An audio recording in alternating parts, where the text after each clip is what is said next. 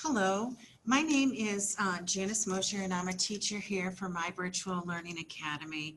And one of the issues that I really like to look at is what type of learning style are my students, are the people that I work with, my family members, because it lets me know a little bit more about the person that we're talking about. And this is why I chose to do 4 types of learning styles.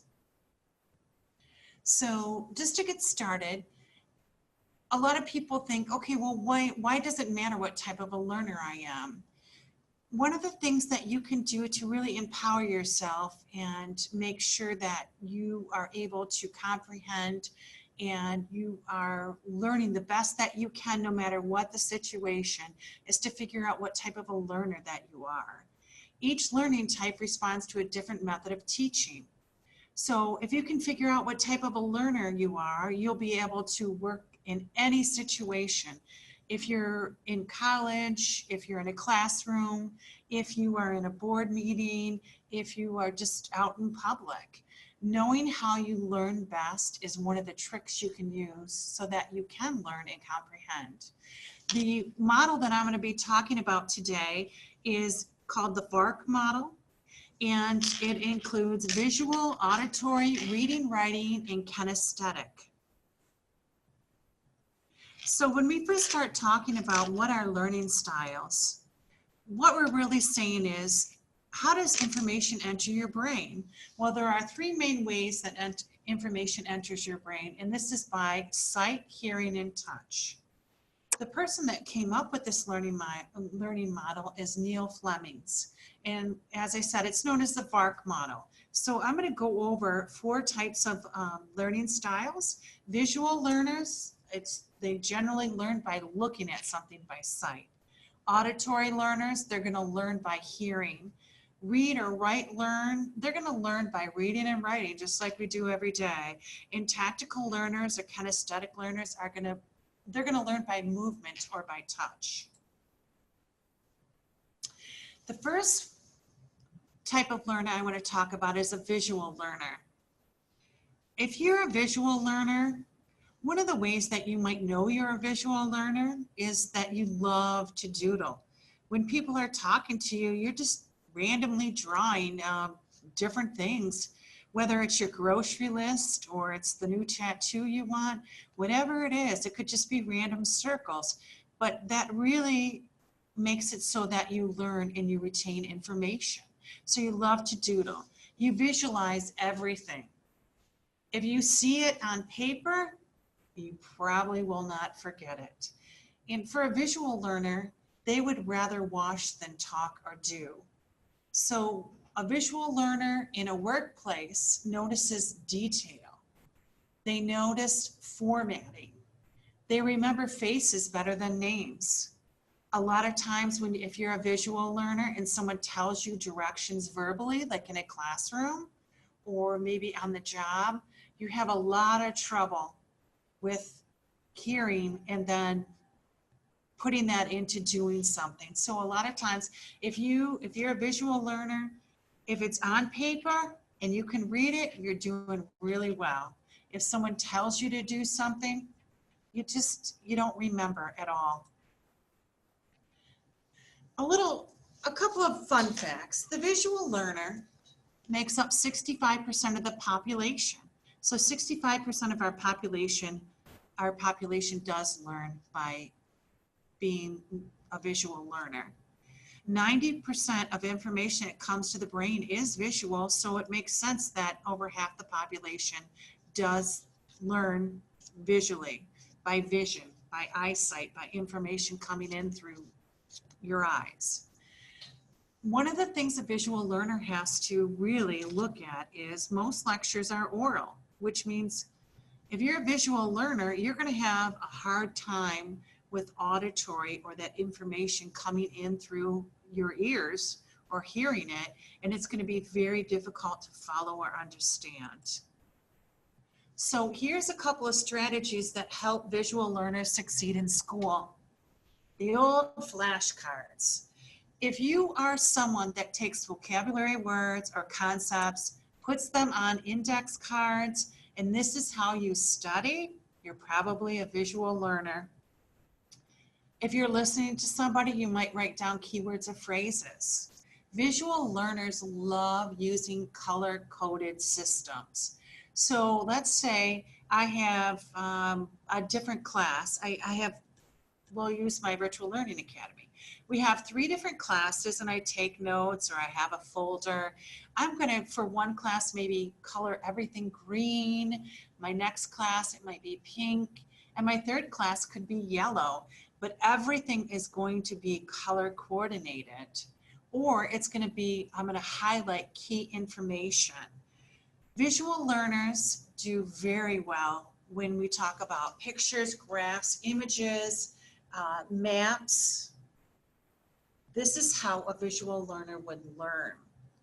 Another thing that visual learners are really good at is puzzles, word searches.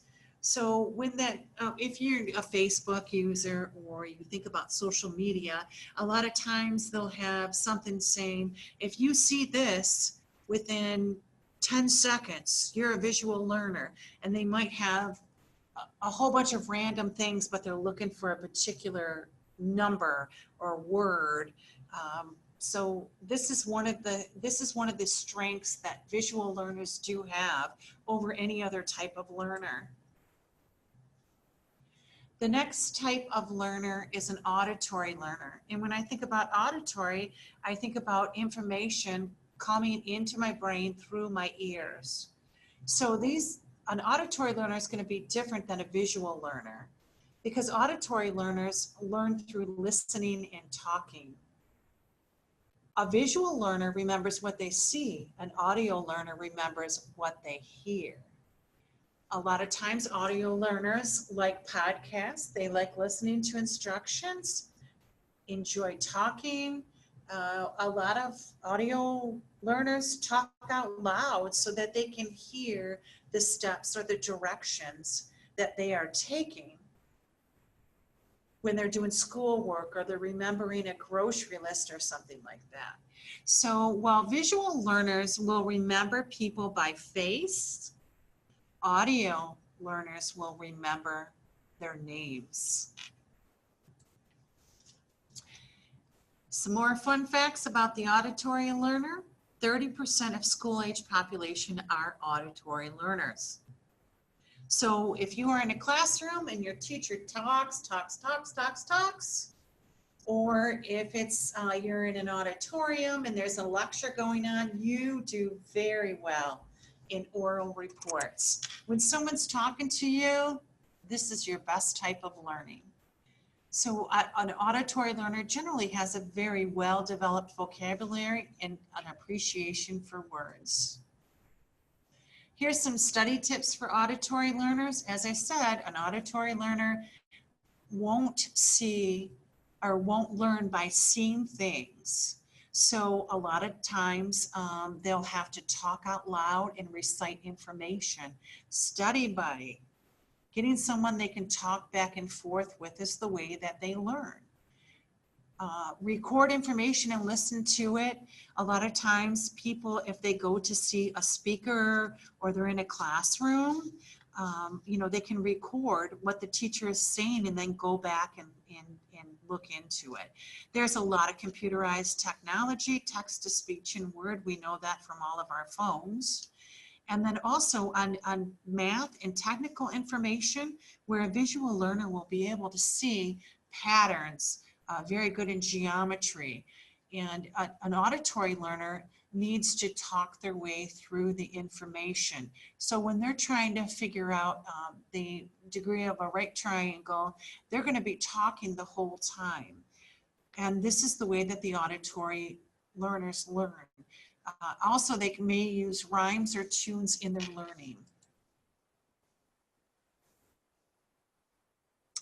The third type of learner that we're going to talk about is a reader-writer learner. And when I look at reader and writer, I mean, every day in classes and jobs, we read and we write. So a lot of us are trained this way to be this type of learner, but it's not the best way that we learn. And we know how to comprehend what we're learning and be able to use it right away. So a reader or writer learner tends to take in information displayed in words, looks at learning materials that are primarily text-based. So if someone gives you directions and they're wrote out, this is a reader, writer, learner. This is the best way that they learn, but they also like to say words and sentences and write them out as well. So it's kind of a dual. When we talk about auditory, you know, they take in information through the hearing. Visual learner will look at things and they'll see things with their eyes and take in that information. A reader, writer, learner is kind of, I mean, it's really part visual learner if you think about it. They write down notes during lectures. The one thing that's different for a reader, writer, learner is that they prefer a quiet area to study and learn. So there's no distractions. So these are all different ways. If you know what type of a learner you are, you're gonna understand why you can't study when there's a lot of people in the room. If you're a reader, writer, learner, you're not gonna be able to comprehend exactly what you're trying to learn or what you're trying to implement. If you are a reader, writer, learner, I mean, here's some ideas: list, headings, handouts, textbooks. Oh, readings at the library. Lots of kids, when we're younger, our parents take us to the library and we have somebody read us a book. The reader, writer, learner loves this. So if you think about it, if you were a little kid and you liked having books read to you, you know, this is reading, writing, learning. This is how a lot of young children comprehend. So what you want to look for, or what you want to try to get your teacher to do, is to use words extremely well and have lots of information and sentences and notes. And then this is how you learn. And this would be one of your best classes. If you could have a teacher tell you exactly what they mean and be extremely specific using direct words, you would do very well in a class with a teacher of that stature. The last type of learner that I want to talk about is a tactile learner. And so when I talk about a tactile learner, I'm talking about somebody that when they are studying, they're walking around, you can just see them thinking and they're talking out loud. There's a lot of movement going on. And also, one of the things that you'll notice maybe about a tactile learner is that when you're talking to them or when you're having a conversation with them, they might put their hand on your shoulder or maybe touch your hand and, you know, kind of pull you closer, because a lot of the information that they take in is by movement. So if you've ever seen anybody doing schoolwork and they got their finger in the air and they're trying to spell out a word, that is this type of learner. Or maybe you're in a classroom or you're at home and your brother or sister are tapping a pencil or foot while they're doing their schoolwork. You know, if you're a reading and writing learner, this is going to really annoy you. But to the kinesthetic or tactile learner, this is how they learn. This is how they take their information in. So as I mentioned, this type of kinesthetic or tactile learner, they're going to do any kind of learning that takes place during a physical activity. One interesting fact is 5% of the school population tends to be a kinesthetic learner. And if you are this type of learner, just know that if you want to learn, you have to involve the movement of your body while you're studying. Now that could be using your hands to write things. That's why taking notes is very important, because you are you're moving your body. Study tips for a kinesthetic learner. As I said, take notes as you read. Graphic organizers. A lot of times you just like to write down main words and you'll remember it. One thing that you should know is that you should pace while you're studying. So if you have a textbook or you have flashcards in your hands, if you walk back and forth and read them out loud, I know it might sound funny, but this is the way that a kinesthetic learner reads, or they take in information and comprehend it. So they learn by doing. So when we think about cooking shows, cars, mechanics, anybody that does anything with their hands, and you see these shows on TV all the time. This is kinesthetic learning.